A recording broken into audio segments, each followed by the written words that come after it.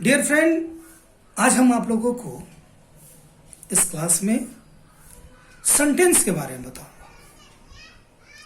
पहले हम लोग समझे कि सेंटेंस है क्या।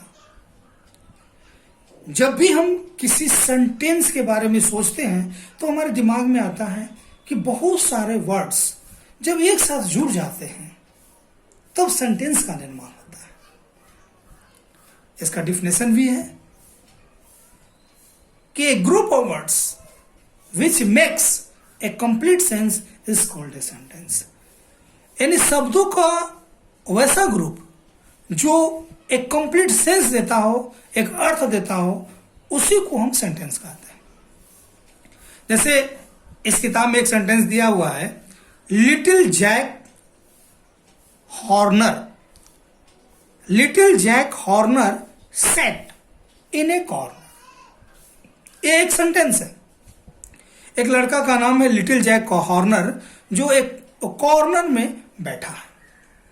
तो इसमें बहुत सारे वर्ड्स हैं, 1 2 3 4 5 6 7, और ये सातों वर्ड्स जो है ऐसा असेंबल किया हुआ है जिससे एक कंप्लीट सेंस दिख रहा है। तब हम सेंटेंस कहने में कोई बुराई नहीं है, हम इसको सेंटेंस कहेंगे। अब हम सेंटेंस के पार्ट्स के बारे में जाने, सेंटेंस के काइंड्स को जाने। जब हम सेंटेंस पढ़ते हैं तो बहुत तरह के हम सेंटेंस के बारे में जानेंगे।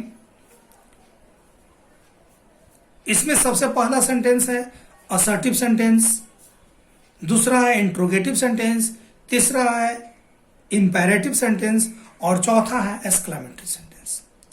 असर्टिव सेंटेंस है क्या? असर्टिव सेंटेंस हम किसे कहते हैं? A sentence that makes a statement. A sentence that makes a statement is called assertive sentence.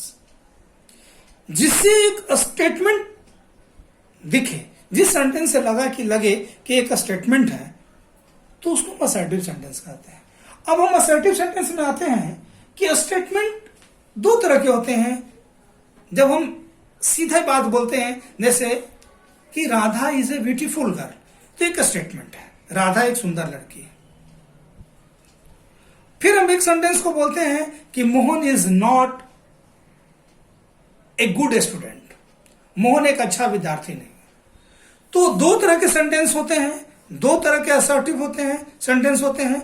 एक होता है अफर्मेटिव और एक होता है नेगेटिव। जब हम वर्ब के साथ नॉट लगाते हैं सेंटेंस में तो हम उसको निगेटिव सेंटेंस कहते हैं, और जब हम सीधी सीधी बात कहते हैं जिसमें नॉट नहीं रहता है उसको हम असर्टिव सेंटेंस कहते हैं।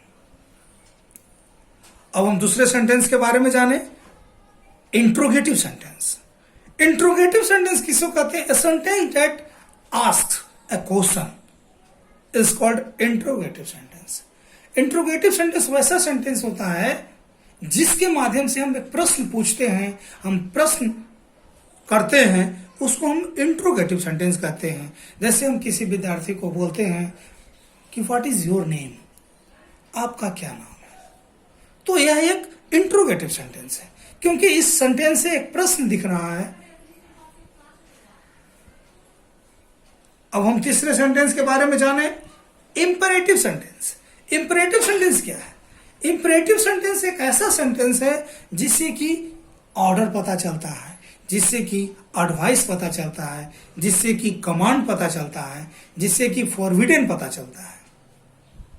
यानी वैसा सेंटेंस जिससे किसी को आदेश पता करना हो। जब हम किसी को आदेश देते हैं या किसी को एडवाइस देते हैं या किसी को रिक्वेस्ट करते हैं या किसी को मना करते हैं, तो इन चारों चीजों को जब हम व्यक्त करते हैं तो इस तरह के सेंटेंस इंपेरेटिव सेंटेंस कहलाता है। इंपेरेटिव सेंटेंस जैसे ऑर्डर या कमांड देते हैं, जैसे हम बोलते हैं गो देयर, वहां जाओ, सिट हियर, यहां बैठो, bring a glass of water, एक गिलास पानी लाओ। तो ये सारे जो सेंटेंस है एक कमांड बताता है, ऑर्डर बताता है। जब हम बोलते हैं कि हेल्प द पुअर, गरीबों की मदद करो, रीड सीरियसली, ध्यान से पढ़ो,